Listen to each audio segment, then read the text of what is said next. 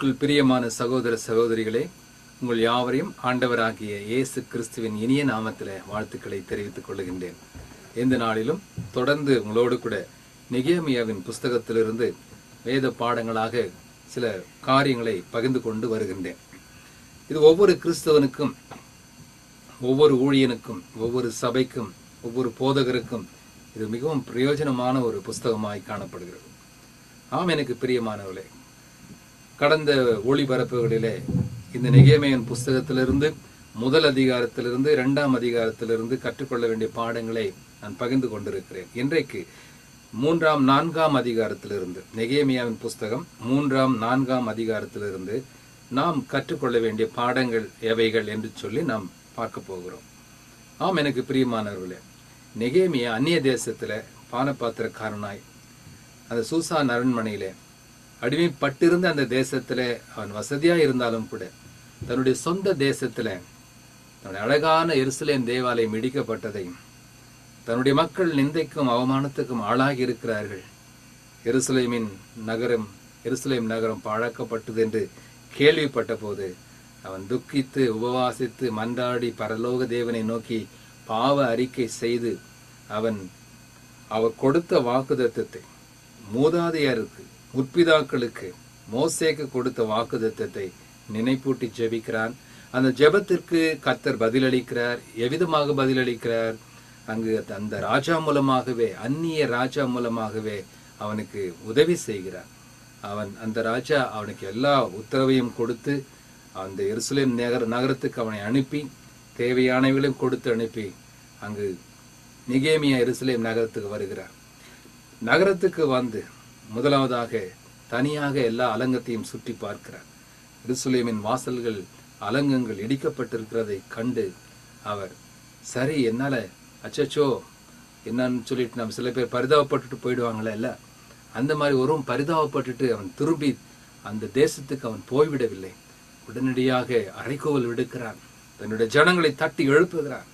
துக்கத்திலும் நிந்தையிலும் நாம் இருக்கிறோம், இனிமேல் இப்படி இருக்கக்கூடாது, எழுந்து கட்டுவோம், வாருங்கள் என்று சொல்லும்போது அவர்கள் அந்த நல்ல வேலைக்கு தங்கள் கைகளை திடப்படுத்தினார்கள் என்று பார்க்கிறோம்.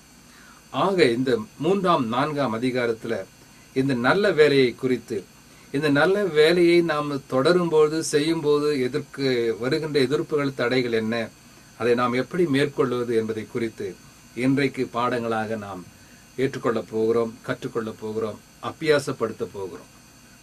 சரி, 3ஆம் அதிகாரம், நெகேமியா 3ஆம் அதிகாரம் முதல் 5 வசனங்களை நாம் வாசிக்கும் போது, எல்லா வசனத்தையும் நான் வாசிக்க இப்போது நேரம் இல்லை, நீங்கள் வீட்டிலே சென்று வாசியுங்கள்.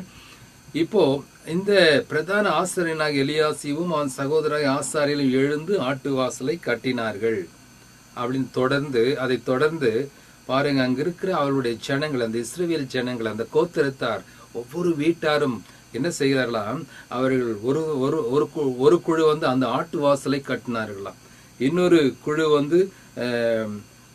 குழு மீன் வாசலை கட்டினார்கள், எரிகோவின் மனுஷர் கட்டினார்கள், சக்கூர் என்பவன் இம்ரியின் குமாரனாகிய சக்கூர் இதை கட்டினான் என்று சொல்லி அங்க என்னென்ன கட்டினாங்க, யார் யார் கட்டினாங்க, எந்தெந்த ஜனம், எந்தெந்த குழு, எந்தெந்த குடும்பம் என்று சொல்லி அங்கு தெளிவாக எழுதியிருக்கிறதை நாம் பார்க்கிறோம். ஆம், எனக்கு பிரியமானவர்களே, கிறிஸ்துவின் குடும்பம் அது ஒரு அவயம், தேவனுடைய அவயம். கிறிஸ்து தலைவராய் இருக்கிறார்.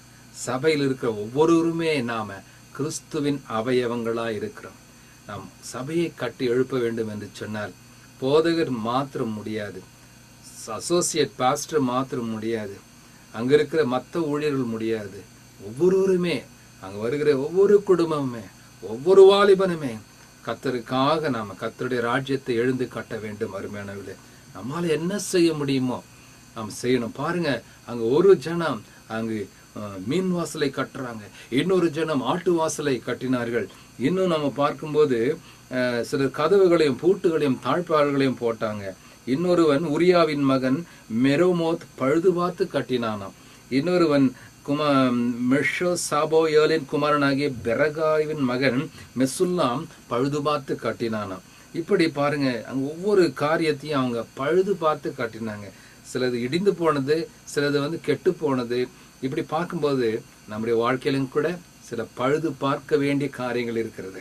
சரி பண்ண வேண்டிய காரியங்கள் இருக்கிறது, சீர்படுத்தப்பட வேண்டிய காரியங்கள் நம்முடைய கிறிஸ்தவ ஜீவியத்துல உண்டு, நம்முடைய ஆவிக்குரிய ஜீவியத்துல உண்டு, நம்முடைய குடும்பங்களிலே உண்டு, நம்முடைய சபைகளிலே உண்டு. இதை நாம் பழுது பார்த்தாக வேண்டும்.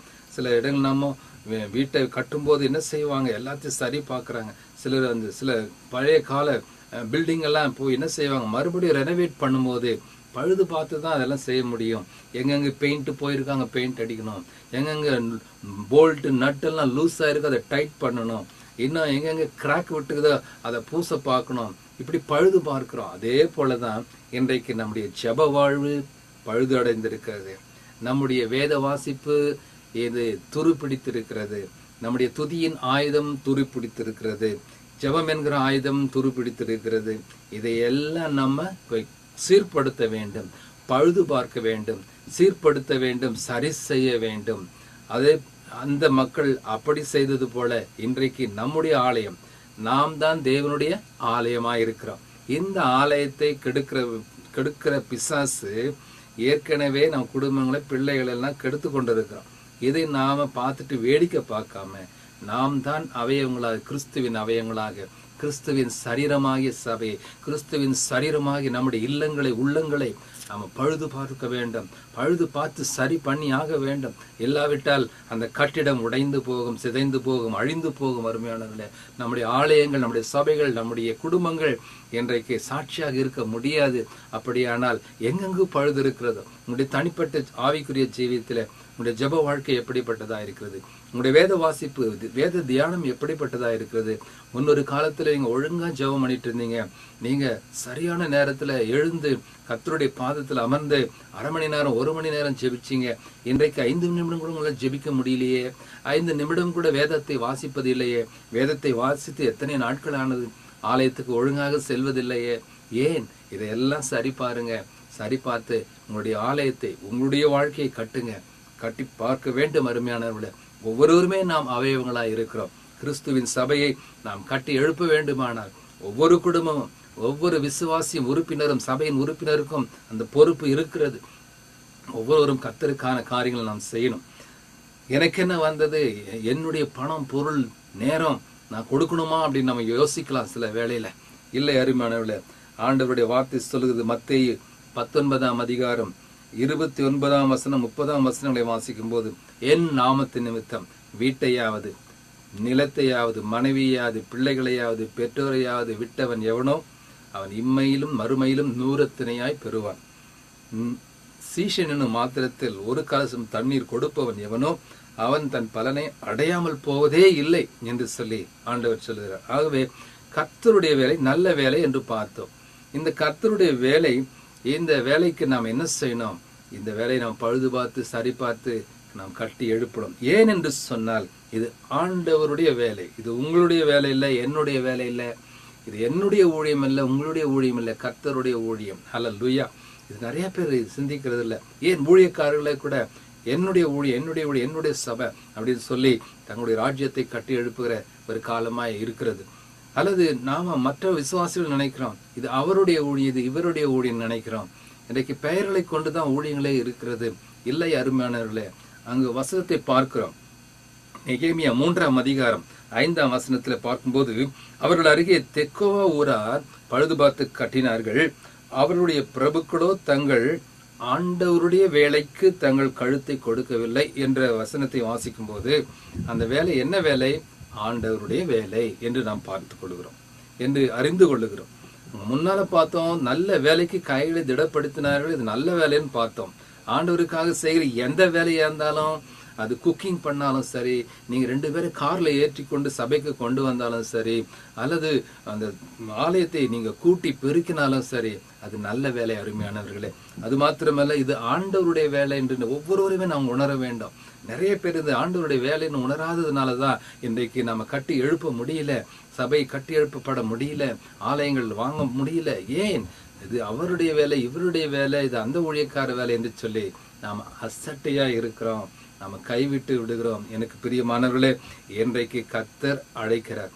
கர்த்தர் உங்களை பார்த்து கேட்கிறார், என் நாமத்தின் நிமித்தம் என் சபை கட்டப்பட, என் ஆலயம் கட்டப்பட, என் கிறிஸ்துவ குடும்பம் கட்டப்பட உங்களால் ஆனதை செய்யுங்கள் என்று சொல்லி ஆண்டவர் சொல்லுகிறார். அன்றைக்கு எல்லாரும் பாருங்க, அவங்கவுங்க பாட்டு அவங்க செய்தாங்க. அவங்க ஒருத்தர் பூட்டு பூட்டினாரு, ஒரு தாழ்பா போட்டாரு, இன்னொருத்தர் வாசலை கட்டினாங்க. இப்படி பலர் பலவிதமான ஒத்துழைப்போடு கூட உற்சாகத்தோடு கூட இது ஆண்டவருடைய வேலை, இது ஆண்டவருடைய வேலை என்று சொல்லி அவர்கள் செய்ததை நாம் பார்க்கின்றோம். ஆனால் இந்த இடத்தில் நாம் பார்க்கணும் ஒன்று, அதாவது இந்த பிரசங்கத்தின் முதல்ல நான் சொல்ல வேண்டிய காரியம், இது அனைவரும் ஒரு மனதோடு கட்ட வேண்டிய காரியம், கட்ட வேண்டிய வேலை. இரண்டாவது, இது ஆண்டவருடைய வேலை, இது உற்சாகத்தோடு செய்ய வேண்டிய வேலை. மூன்றாவதாக நாம் என்ன செய்யணும், இது தொடர்ந்து ஜபத்தோடு செய்யப்பட வேண்டிய வேலையா இருக்கிறது. இது சுய பலத்தினால் மாத்திரம் செய்து விட முடியாது. பணம் நிறைய சேர்த்து வச்சிருக்கலாம், எல்லாம் கட்டுறதுக்கு நம்ம எல்லாம் பணத்தை சேமித்து வைத்திருக்கலாம். ஆனால் இந்த ஊழியத்தை முக்கியமாக கர்த்தருடைய வேலையை செய்யும்போது, ஆண்டவருக்காக செய்யும்போது, ஆண்டவருக்காக வாழும்போது, சாட்சியா வாழ நினைக்கும் போது, அப்போதான் பிசாசான என்ன செய்வான், எதிர்ப்புகளை கொண்டு வருவான், தடைகளை கொண்டு வருவான், நிந்தனைகளை கொண்டு வருவான், எதிர் சக்திகளை கொண்டு வருவான், பொறாமை பிடித்தவர்களை கொண்டு வந்து இந்த வேலையை கெடுக்கும்படியாக எப்படியாவது அவன் முயற்சி செய்வான். பாருங்கள், அதே விதமாகத்தான் அன்றைக்கு முக்கியமாக பாருங்க, அவர்களுடைய பிறவுக்குள்ளே அந்த ஆண்டவருடைய வேலைக்கு கழுத்தை கொடுக்கலையா. பாருங்க, இப்படியாக இருந்தாலும் கூட நம்ம தொடர்ந்து செய்ய வேண்டிய பிள்ளைகளா இருக்கிறோம். இன்றைக்கு அநேகர் அப்படிதான், நமக்கு நாம ஏன் தலை கொடுக்கணும் அப்படின்னு நினைக்கிற ஒதுங்குகிறவர்களெல்லாம் இன்றைக்கு நிறைய பேர் இருக்கிறாங்க. அவங்க தலைமை எப்படியாவது மாளட்டுமே அப்படின்னு நினைக்கிறாங்க. இல்லை அருமையானவர்களே, இதை நாம் எதையாவது செய்யலாம், கை கொடுப்போம், நம் தோள் கொடுப்போம் என்று சொல்லி நமக்கு இருக்கிற பணத்தை கொடுப்போம், பொருளை கொடுப்போம் என்று சொல்லி நம்ம என்ன செய்யணும், இதுக்கு நம்ம ஒத்துழைக்கணும். அருமையானவர்களே, இது ஆண்டவருடைய வேலை என்று சொல்லி நாம் ஒவ்வொருவருமே ஒத்துழைக்க வேண்டிய ஒரு கட்டமாய் இந்த நாட்கள் இருக்கிறது. அது மாத்திரமல்ல, இது தொடர்ந்து செய்யப்பட வேண்டிய வேலை. இங்கு நாம் பார்க்கின்றோம், நெகேமியாவின் புஸ்தகம் 4ஆம் அதிகாரத்துல 4-5 வசனங்களை நான் வாசிக்கிறேன். 4ஆம் அதிகாரம் 4-5 வசனங்களிலே, எங்கள் தேவனே, நாங்கள் அவமதிக்கப்படுவதை கேட்டு அவர்கள் நிந்திக்க நிந்தையை அவர்கள் தலையின் மேல் திருப்பி அவர்களை சிறையிருப்பின் தேசத்திலே சூறைக்கு ஒப்புக்கொடும். அவர்கள் அக்கிரமத்தை மூடி போடாதேயும், அவர்கள் பாவம் உமக்கு முன்பாக கொலைக்கப்படாமல் இருப்பதாக கட்டுகளுக்கு மனம் அடி உண்டாக பேசினார்களே என்று சொல்லி அங்கு நெகேமியா எழுதியிருக்கிறதை பார்க்கிறோம். அப்படியான என்ன நடந்தது, அங்கு தொபியாவும் சன்பல்லாத்தும் மற்றவர்களை எல்லாம் எதிர்ப்பை அங்கு காட்டினாங்க. எப்படி கட்டிடுறீங்கன்னு பார்த்து நிந்தனையும் அவமானத்தையும் அவங்க கொண்டு வந்தாங்க. ஆனால் அந்த வேளையில தொடர்ந்து கட்டுகிறதை, உற்சாகமாக கட்டுகிற, சோர்ந்து போகாமல் அங்க நெகேமியாவோட ஆட்களும் கட்டுறதை நாம் பார்க்கிறோம். அருமையானவர்களே, அவன் உடனே ஜெபம் செய்கிறான், ஆண்டவத்துல ஜெபம் செய்கிறான். உடனே நாம் கூட செய்ய வேண்டிய காரியம் என்ன, அவளோடு கூட நம்ம யுத்தம் பண்ண தேவையில்லை, வாக்குவாதம் செய்ய வேண்டிய அவசியம் இல்லை. நாம் ஆண்டவருடைய பாதத்துல முழங்காலிட்டு, ஆண்டவரே, இப்படியான நிந்தனைகள் அவமானங்கள் வந்து கொண்டிருக்கிறது, நாங்கள் என்ன செய்யட்டோம், தொடர்ந்து எங்களுக்கு உதவி செய்யுங்கப்பா, இந்த தடைகளை, இந்த எதிர்ப்புகளை, இந்த எல்லா பொறாமையின் ஆவிகளை இயேசுவின் நாமத்தினால கடின அப்புறப்படுத்தும் அப்பா என்று சொல்லி நாம் ஜெபிக்கும் போது கர்த்தர் இந்த ஜெபத்தை கேட்கிறவராயிருக்கிறார். ஆகவே தொடர்ந்து ஜெபிக்க வேண்டிய ஒரு வேலையா இருக்குது, ஜெபித்து கட்டப்பட வேண்டிய வேலையா இருக்குது. ஜெபமின்றி நாம் ஒன்றும் ஊழியத்தை செய்ய முடியாது. ஆண்டவராக இயேசு கிறிஸ்துவே இந்த 3.5 வருடங்கள் ஊழியத்தை ஆரம்பிப்பதற்கு முன்பதாக 40 நாட்கள் உபவாசம் இருந்து அவர் ஜெபித்தார். அவர் காலையிலும் மாலையிலும் கடற்கரை ஓரத்திலும் இரவு முழுதும் அதிகாலையிலும் அவர் தனித்திருந்து ஜெபித்தார் என்று பார்க்கிறோம். அந்த தனித்திருந்து ஜெபித்த பிறகுதான் அவர் சீஷர்களை அவர் தெரிந்து கொண்டார். முழுதும் ஜெபித்து சீஷர்களை தெரிந்து கொண்டார். அதிகாலையில் ஜெபித்து கர்த்தருடைய வரங்களை பெற்று பிதாவிடத்தில் உத்தரவை பெற்றுதான் அற்புதங்களை, அடையாளங்களை அன்றைக்கு செய்தார். இன்றைக்கு நமக்கு அப்படிப்பட்ட ஜெப வாழ்க்கை தேவையா இருக்கு. அருமையானவர்களே, ஜெபமின்றி நாம் எதையும் செய்ய முடியாது. ஒருவேளை நமக்கு பணம் இருக்கும், பதவி இருக்கும், செல்வாக்கு இருக்கலாம், நண்பர்கள் இருக்கலாம், நமக்கு எல்லா அறிவு இருக்கும், எல்லா டெக்னிக்கல் நாலேஜ் இருக்கலாம், டெக்னாலஜி நாலேஜ் இருக்கலாம், சிவில் என்ஜினியரிங் படிச்சிருக்கலாம், எல்லாம் இருந்தாலும் எல்லா அறிவுக்கு மேலாக கர்த்தரிடத்திலிருந்து நமக்கு எல்லா அறிவு ஞானம் வரணும். அவர் நமக்கு உதவி செய்யணும், அவர் நமக்கு ஆலோசனை கொடுக்க வேண்டும். அருமையானவர்களே, ஆக நாம கர்த்தரிடத்துல முறையிடுவோம். ஏசாயா 25ஆம் அதிகாரம் 8ஆம் வசனத்துல சொல்லப்படுகிறது, தமது ஜனத்தின் நிந்தையை பூமியில் இராதபடிக்கு அவர் நீக்கி போடுவார். அங்க பாருங்க, அங்க தொபியாவும் சன்பல்லாத்த நிந்தையை உருவாக்கினாங்க நெகேமியாவுக்கும் அந்த யூத ஜனங்களுக்கும். ஆனால் கர்த்தர் அவர் நிந்தையை நீக்கும்படியாக அவர்கள் ஜெபித்தார். இன்றைக்கும் கூட நமக்கு நிந்தைகள், அவமானங்கள் வரலாம். நம்ம சாட்சியாக வாழ நினைக்கும் போது, கர்த்தருக்காய் உண்மையாய் உத்தமமாய் வைராக்கியமாய் நம்ம செய்ய நினைக்கும் போது நிச்சயமாய் ஆபத்துகள் கூட வரும். நான் சவுதி அரேபியாவில் 7 மாதம் சிறையில் இருந்தவன் உங்களுக்கு தெரியும். அநேக சாட்சிகள், அநேக செய்திகள் மூலமாக நீங்கள் கேட்டவர்கள், பார்த்தவர்கள் நீங்கள் அறிந்திருக்கலாம். இதை ஏன் இப்போது சொல்கிறேன்னு சொன்னால், அந்த சவுதி அரேபியா இஸ்லாமிய தேசத்திலே வேத புத்தகம் கொண்டு போகக்கூடாத அந்த தேசத்திலே கூட நாங்கள் வைராக்கியமாய் பல வகை ஊழியங்களை கர்த்தருக்காக நாங்கள் செய்தது நிமித்தம் நான் கைது செய்யப்பட்டேன்.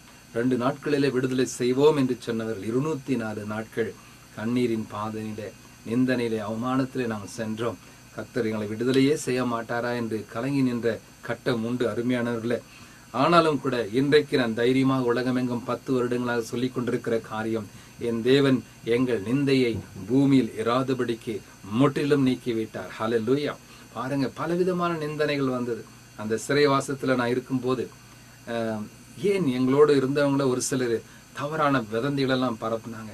40 லட்சம் ரூபாய் இவங்க காணிக்கையை சேகரித்து இந்தியாவுக்கு அவன் பேங்க் அக்கௌண்ட்டுக்கு அனுப்பிச்சிட்டாரு, இப்படி பொருட்கள் எல்லாம் எடுத்துட்டாரு என்று சொல்லி பல வதந்திகளை, தவறான வதந்திகளை பரப்பினார்கள். என் மனைவி இந்த நிந்தனையான அவமானமான பேச்சுகள் எல்லாம் கேட்டு வந்து என்னை சிறையிலே பார்க்க வரும்போது சொல்லி கதறி அழுவாள். இப்படிப்பட்ட நிந்தனையிலே கதறி நாம் செல்கிறோமே, ஏன் கர்த்தர் இப்படி அனுமதித்தார்? எப்பொழுது இந்த நிந்தைகள், அவமானங்கள், பாடுகள் முடியும் என்று சொல்லி நாங்கள் கண்ணீர் விட்ட நாட்கள் உண்டு. ஆனால் இன்றைக்கு சொல்லுகிறேன், என் அருமையான தேவச்சனமே, இந்த செய்தியை கேட்கிற உங்கள் வாழ்க்கையில் நிந்தைகள், அவமானங்கள் வருகிறதா? கர்த்தருக்காய் உண்மையாய் வாழ விரும்பும் போது உங்களுடைய உறவினர்களே, உங்களுடைய உற்றார் உறவினர்களே, உங்களுடைய நண்பர்களே கேலி கிண்டல் பரிகாசம் பண்ணலாம். நீ போய் அந்த ஜாதியில சேர்ந்துட்டியா, நீ போய் அதை ஏத்துக்கிட்டியா அப்படின்னு சொல்லி உங்களை நிந்திக்கலாம், அவமானப்படுத்தலாம், வீட்டை விட்டே துரத்தலாம். ஆனாலும் கூட கலங்காதிருங்கள், சோர்ந்து போகாது. கர்த்தர் உங்கள் நிந்தையை பூமியில் இராதபடிக்கு முற்றிலும் நீக்கி போடுவார். கர்த்தரே இதை சொன்னார் என்று சொல்லி ஏசாயா 25:8 சொன்னது பிரகாரம் கர்த்தர் எங்களுக்கு சொன்னார், நிறைவேற்றினார். இன்றைக்கு நான் அதை சாட்சியாக சொல்லுகிறேன் இந்த வசனத்தின் மூலமாக. ஆக எனக்கு அருமையானவர்களே, நிந்தனைகள், அவமானங்கள் நம்ம கர்த்தருடைய திட்டங்களை, கர்த்தருடைய வாழ்க்கையை நாம் செய்ய நினைக்கும் போது வரும். ஆனாலும் சோர்ந்து போகாமல் செய்ய வேண்டிய ஒரு வேலை இது, ஆண்டவருடைய வேலை. ஹல்லேலூயா. ஒரு மனதோடு செய்யப்பட வேண்டிய வேலை. சரி, 4ஆவதாக நாம் என்ன பார்க்கிறோம்னா, இது ஆவலாய் உற்சாகமாய் செய்ய வேண்டிய வேலை இது. அதே நெகேமியா 4ஆம் அதிகாரம் 7-8 வசனங்களை வாசிக்கும் போது, எருசலேமின் அலங்கத்தை கட்டுகிற வேலை வளர்ந்தேறுகிறது என்றும் இடிக்கப்பட்ட இடங்கள் அடைப்பட்டு வருகிறது என்றும் சன்பல்லாத்தும் தொபியாவும் அரபியரும் அம்மோனியரும் அஸ்தோத்தியரும் கேட்டபோது அவர்கள் மிகவும் எரிச்சலாகி எருசலேமின் மேல் யுத்தம் பண்ண எல்லாரும் ஏகமாய் வரவும் வேலையை தடுக்கவும் கட்டுப்பாடு பண்ணினார்கள். ஆனாலும் நாங்கள் எங்கள் தேவனை நோக்கி ஜெபம் பண்ணி அவர்கள் நிமித்தம் இரவும் பகலும் ஜாமம் காக்கிறவர்களை நாங்கள் வைத்தோம் என்று எழுதப்பட்டிருக்கிறது.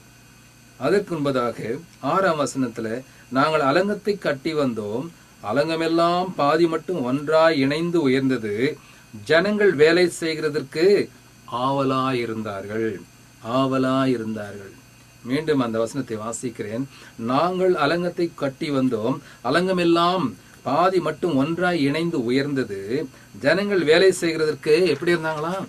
ஆவலாயிருந்தார்கள், ஆசையாயிருந்தார்கள், ஆர்வமாயிருந்தார்கள், உற்சாகமாயிருந்தார்கள். ஆனா பாருங்க, நம்ம கர்த்தருடைய வேலை செய்ய வாங்க, கர்த்தருடைய ஊழியத்துக்கு போலாம் வாங்க, ஒரு ஜெப கூட்டத்துக்கு வாங்க, ஆலயத்துக்கு ஆராதனைக்கு வாங்க என்று சொன்னா, இன்றைக்கு அதெல்லாம் எங்களுக்கு டைம் இல்லை எங்களுக்கு என்று சொல்லி உற்சாகம் இல்லாத விசுவாசிகளை நாம் பார்க்கிறோம். எனக்கு அருமையானவர்களே, கர்த்தருடைய ஊழியத்தை எது வந்தாலும் முடிந்த அளவுக்கு நீங்க உற்சாகமா செய்யுங்க, ஆர்வமா செய்யுங்க, ஆசையாய் செய்யுங்க, அவளோடு செய்யுங்க. அன்றைக்கு பாருங்க, எத்தனை எதிர்ப்புகள் வந்தாலும் கூட கர்த்தருடைய வேலை, இது ஆண்டவருடைய வேலை, இது நல்ல வேலை, உற்சாகமாய் செய்வோம் என்று சொல்லி அவளோடு செஞ்சாங்களாம், உற்சாக மனதோடு செஞ்சாங்களாம். கொரிந்தியர்ல கூட பவுல் அப்போஸ்தலன் எழுதுறார், உற்சாகமாய் கொடுங்க, மனப்பூர்வமாய் கொடுங்க, கட்டாயத்துக்காக அல்ல, விசனமாயும் அல்ல, மனப்பூர்வமாய் தாராளமாய் கொடுங்க. நீ எந்த அளவுக்கு அடக்குறீங்களோ அந்த அளவுக்கு பல மடங்கு கர்த்தர் உங்களுக்கு திரும்பி தருவார் என்று சொல்லி அங்க நாம் வாசிக்கிறோம். அதுபோல நாம் எதை ஆண்டவருக்காக செய்தார், எவ்வளவு காணிக்கை, ஒரு 5 ரூபாய் 10 ரூபாய் கொடுத்து மனப்பூர்வமாய் கொடுங்க, சந்தோஷமா கொடுங்க, கர்த்தருக்காக கொடுங்க. கர்த்தருடைய ராஜ்யம் ஊழியம் ஆலயம் கட்டப்பட கொடுங்க. அருமையானவர்களே, உற்சாகமாய் செய்யப்பட வேண்டிய வேலை கர்த்தருடைய வேலை. கர்த்தருடைய கட்டிடம், கர்த்தருடைய சபை, கர்த்தருடைய குடும்பம் கட்டப்பட உற்சாகமாய் நாம் எல்லா காரியத்திலும் நாம் பங்கு கொள்வோம். கடைசியாக இது சோர்ந்து போகாமல் செய்யப்பட வேண்டிய வேலை. நாம் தொடர்ந்து பார்த்தோம் அந்த 9வது வசனத்துல, ஆனாலும் நாங்கள் எங்கள் தேவனை நோக்கி ஜெபம் பண்ணி அவள் நிமித்தம் இரவும் பகலும் ஜாமம் காக்கிறவர்களை வைத்தோம் என்று சொல்லி அங்க பார்க்கிறோம். அப்படியானால் அவங்க சோர்ந்து போகல. அவங்க போராட்டம் வந்தது, எதிர்ப்பு வந்தது, நிந்தனைகள் அவமானங்கள் வந்தது. எப்படி கட்டிடுறீங்க பார்க்கலாம் அப்படின்னு சொல்லி அம்மோனியனாகிய அந்த தோபியாவும் மற்றவர்கள சன்பல்லாத்தை எல்லாம் எழுந்து நின்றாலும் கூட இங்கு நெகேமியாவும் அவருடைய ஜனங்களும் தொடர்ந்து ஜெபம் செய்து கொண்டே வேலை செய்தார்கள். அருமையானவர்களே, ஒருவேளை உங்களுடைய வாழ்க்கையில சோர்ந்து போயிருக்கலாம். எவ்வளோ நேரம் நான் ஜெபம் பண்ணேன், எத்தனையோ காரியத்தை ஜெபம் பண்ணேன், எவ்வளவு உபவாசம் பண்ண, ஆண்டவர் என் ஜெபத்தை கேட்கலையே என்று நீங்க சோர்ந்து போயிருக்கலாம். நாங்களும் சோர்ந்து போனோம். ஒரு நாட்டில் 7 மாதங்கள் சிறைச்சாலையில் இருக்கும்போது சாதாரணமாது யோசித்து பாருங்க. அதுவும் அரபிய சிறைச்சாலையில, அந்த கொடுமையான அந்த சிறைச்சாலையில, நரகம் போன்ற ஒரு சிறைச்சாலையில மணலிலே படுத்து கிடந்தேன் பிச்சைக்காரனை போட ஒரு நாளில 2002ஆம் வருஷம். ஆனால் இன்றைக்கு சொல்லுகிறேன் பாருங்க, ஆண்டவர் தொடர்ந்து எங்களை உற்சாகப்படுத்திக்கிறோம். ஆவியான தொடர்ந்து உற்சாகப்பட உலகமெங்கும் இடைவிடாமல் எனக்காக ஜெபம் பண்ணார்கள். சோர்ந்து போகாமல் என் மனைவி பிள்ளைகள் ஜெபம் பண்ணினாங்க. ஆகவே அருமையானவர்களே, சோர்ந்து போகாமல் நம்ம கால தாமதமானாலும் தொடர்ந்து நாம் ஜெபித்து கொண்டே நம்முடைய காரியங்களை ஆண்டவருக்கு செய்வோம். கர்த்தர் நிச்சயம் வெற்றி தருவார். ஆண்டவர் சொல்லியிருக்கார் மத்தேயு சுவிசேஷத்துல இல்லையா, லூக்கா எழுதின சுவிசேஷம் 18ஆம் அதிகாரம் அந்த முதல் 8 வசனங்களையும் வாசித்து பார்ப்பீர்களானால் அங்கு ஒரு விதவையை நாம் பார்க்கிறோம். அங்கு சோர்ந்து போகாமல் அங்கு அதாவது ஒரு விதவை அந்த உலக நீதி நியாயாதிபத்துல அடிக்கடி போயிட்டு தன்னுடைய காரியத்துக்கு தீர்வு காணும்படியாய் அவ கேட்கும்போது அந்த உலக நியாயாதிபதி என்ன செய்யறாரு, சரி இந்த அம்மாவுக்கு ஏதாவது செய்யலான்னு செய்திடுறாரு. அதே போலதான் நீங்களும் கூட உங்கள் காரியத்தை கர்த்தர் அறிவார். நீங்க சோர்ந்து போகாமல் இடைவிடாமல் ஜெபம் பண்ணுங்க. 1 தெசலோனிக்கேயர் 5ஆம் அதிகாரம் 17ஆம் வசனம், இடைவிடாமல் ஜெபம் பண்ணுங்க, சோர்ந்து போகாமல் ஜெபம் பண்ணுங்க. அந்த உலக நியாயாதிபதியே அப்படிப்பட்ட தீர்வை கொடுக்கும் போது கர்த்தராகிய தேவன் உங்களுக்கு நல்ல முடிவு கொடுக்க மாட்டாரா? நிச்சயமாய் கொடுப்பார். அருமையான எவ்வளவு நாட்கள், எவ்வளவு வாரங்கள், எவ்வளவு மாதங்கள், எவ்வளவு வருஷம் என்று நீங்க உடைந்து போய் சோர்ந்து போய் பின்வாங்கி போயிருக்கிறீங்களா? ஜெப வாழ்க்கையில சோர்ந்து போகாது. கர்த்தர் உங்களுக்கு சொல்லுகிற, மகளே, நல்ல முடிவு சீக்கிரமாய் உண்டு. ஹல்லேலூயா. உன் பிரச்சனைக்கு ஒரு நல்ல முடிவு சீக்கிரமாய் உண்டு. உன் வியாதிக்கு நல்ல சுகம் சீக்கிரமாய் கிடைக்கும். உன் மகளுக்கு நிச்சயமாய் திருமணம் காரியம் சீக்கிரமாய் நடக்கும். உன் மகனுக்கு நிச்சயமாய் சீக்கிரமாய் வேலை கிடைக்கும். உன்னுடைய பிள்ளைகள் சீக்கிரமாய் திரும்பி வருவார்கள், நன்றாய் படித்து உயர்வார்கள். உன்னுடைய கணவன், குடிகார கணவன் திரும்பி வருவான். உன்னுடைய காரியம் வாய்க்கும். கைகுடி வர பண்ணுவேன், உனக்கு நிச்சயமாய் முடிவு உண்டு, உன் நம்பிக்கை வீண் போகாது என்று சொல்லி இன்றைக்கு அவர் திடப்படுத்துகிறார். எனக்கு பிரியமானவர்களே, இந்த 3ஆம் 4ஆம் அதிகாரத்துல, நெகேமியா 3ஆம் 4ஆம் அதிகாரத்துல நாம் கற்றுக்கொள்ள வேண்டிய காரியங்கள் என்னவென்று சொன்னால், இது கர்த்தருடைய வேலை. முதலாவதாக ஒரு மனதோடு ஒற்றுமையோடு செய்யப்பட வேண்டிய வேலை. இரண்டாவதாக இது ஆண்டவருடைய வேலை, மனிதனுடைய வேலை அல்ல. மூன்றாவதாக இது தொடர்ந்து ஜெபத்துடன் செய்யப்பட வேண்டிய வேலை. நான்காவதாக இது உற்சாகத்தோடு ஆவலோடு செய்யப்பட வேண்டிய வேலை. ஐந்தாவதாக இது இடைவிடாமல் தொடர்ந்து சோர்ந்து போகாமல் செய்யப்பட வேண்டிய வேலை என்பதை குறித்து உங்களோடு பகிர்ந்து கொண்டேன். நாமும் கூட நம்முடைய வாழ்க்கையில இதே போல கர்த்தருக்காக நாம் எழுது சாட்சியை வாழ நினைக்கும் போது, கர்த்தருக்காக காரியங்களை, ஊழியங்களை, சபைகளை கட்ட நினைக்கும் போது, பல எதிர்ப்புகள், தடைகள், சோர்வுகள் வந்தாலும் நாம தொடர்ந்து நெகேமியாவை போல, அந்த யூத ஜனங்களைப் போல நாம தொடர்ந்து ஆவலோடு, உற்சாகத்தோடு, இடைவிடாமல், சோர்ந்து போகாமல், ஜெபத்தோடு இந்த காரியங்களை செய்வோம். கர்த்தர் நமக்கு எல்லாவற்றையும் வெற்றியாய் வாய்க்க செய்வார். நிச்சயமாய் நமக்கு நல்ல முடிவு உண்டு. அருமையானவர்களே, இடைவிடாமல் நாம் ஜெபம் செய்வோம், விழித்திருந்து ஜெபம் செய்வோம். ஆண்டவர் நிச்சயமாக அன்றைக்கு நெகேமியா மூலமாக அந்த எருசலேம் தேவாலயம் மறுபடியுமாய் சீரமைக்கப்பட்டு அவர்கள் அலங்கத்தை கட்டி முடித்து விழாவை கொண்டாடினார்கள். அதை நாம் அடுத்த ஒளிபரப்பிலே நாம் பார்க்க போகிறோம். ஆக இந்த 5 காரியங்களையும், 5 வேலைகளையும், அந்த நல்ல வேலை, உற்சாகமாக செய்யப்பட வேண்டிய வேலை, இது ஆண்டவருடைய வேலை, இடைவிடாமல் சோர்ந்து போகாமல் செய்யப்பட வேண்டிய வேலை, ஜெபத்தோடு செய்யப்பட வேண்டிய வேலை என்பதை நினைத்து நம்முடைய காரியத்திலும் நம்முடைய தனிப்பட்ட வாழ்க்கையிலும் குடும்பத்திலும் நம்முடைய ஊழியத்திலும் சபையிலும் தொடர்ந்து இப்படியே நாம் செய்வோமாக. கர்த்தர் உங்கள் நல்ல வேலையை நிச்சயமாய் ஆசீர்வதித்து வெற்றியாய் முடிப்பார். கர்த்தர் தாமே இந்த வார்த்தைகள் மூலம் எங்களை ஆசீர்வதிப்பாராக. ஜெபிப்போம். எங்கள் அன்பும் கிருபையும் நிறைந்த அருமையான பரம தகப்பனே, இந்த நெகேமியா 3-4 அதிகாரத்திலிருந்து எங்களுக்கு நல்ல பாடங்களை கற்றுக் கொடுத்திருப்பா. எங்கள் வாழ்க்கை கூட சிதைந்து போய் அழிந்து போயிருக்கிற வேளையில அதை திரும்ப காட்டி நினைக்கும் போது ஆண்டவரே, பல எதிர்ப்புகள், தடைகள், கேலிகள், நிந்தைகள், பரிகாசங்கள், அவமானங்கள் வந்ததுண்டு. ஆனாலும் அப்பா, நெகேமியா தொடர்ந்து அந்த யூதர்கள் தொடர்ந்து அந்த ஆண்டவருடைய வேலை என்று சொல்லி உற்சாகமாய் ஆவலாய் செய்தது போல நாங்களும் இடைவிடாமல் ஜெபித்து சோர்ந்து போகாமல் தொடர்ந்து உம்முடைய காரியங்களை, உம்முடைய ஊழியங்களை ஆண்டவரே நாங்கள் கட்டி முடிப்போம் என்று சொல்லி நாங்கள் வாக்கு கொடுக்கிறோம். அப்படி வாக்கு கொடுக்கிற நம்முடைய பிள்ளைகளை நீர் ஆசீர்வதியும் அப்பா. ஆண்டவரே, அவள் குடும்பத்தை கட்டுவீராக தகப்பனே. அவள் வேலையை நீ கட்டுவீராகப்பா. அவள் ஊழியத்தை கட்டுவீராக, அவள் சபையை கட்டுவீராக. நீர் அப்படி செய்ய போவதற்காய் நன்றி தகப்பனே. எல்லா துதியும் கனமும் மகிமும் ஒருவருக்கே செலுத்துகிறோம். இயேசு கிறிஸ்து என்னும் வல்லமையுள்ள நாமத்தினாலே ஜெபிக்கின்றேன் ஜீவனுள்ள நல்ல பிதாவே. ஆமேன், ஆமேன். God has chosen His servants to carry the light of the gospel to those lost in darkness. Pastor Prabhu Isaac and his wife are now settled in the city of Pittsburgh, Pennsylvania, in United States of America. Mrs. Susila Prabhu has undertaken the call to start a small fellowship under Voice of the Solid Rock Ministries banner. Today, the Solid Rock Prayer Fellowship in Pittsburgh has 10 families attending regularly. And every year, Voice of the Solid Rock also conducts annual crusades with special speakers coming from all over the world. God has taken Pastor Prabhu Isaac to several countries in order to spread the good news of Jesus Christ. Pastor Prabhu Isaac has been to Switzerland, France, Germany, Canada, and even some Middle East countries. Pastor Prabhu Isaac's books about his experiences in the Saudi Arabian prisons are released in English as well as in Tamil. These books have touched, challenged, encouraged thousands of people around the globe. Pastor Prabhu Isaac has released 3 audio albums and 2 DVD albums. The songs, written and composed by him out of his experiences in prison, have touched and blessed every soul that has listened to the songs. The messages and songs are now telecast regularly through Salvation TV from India and Holy God TV from France.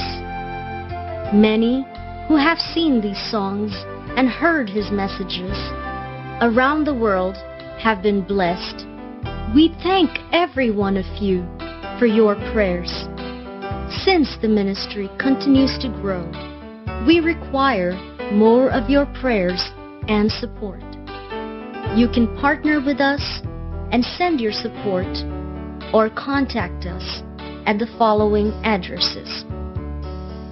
Thank you for your prayers once again, and God bless you.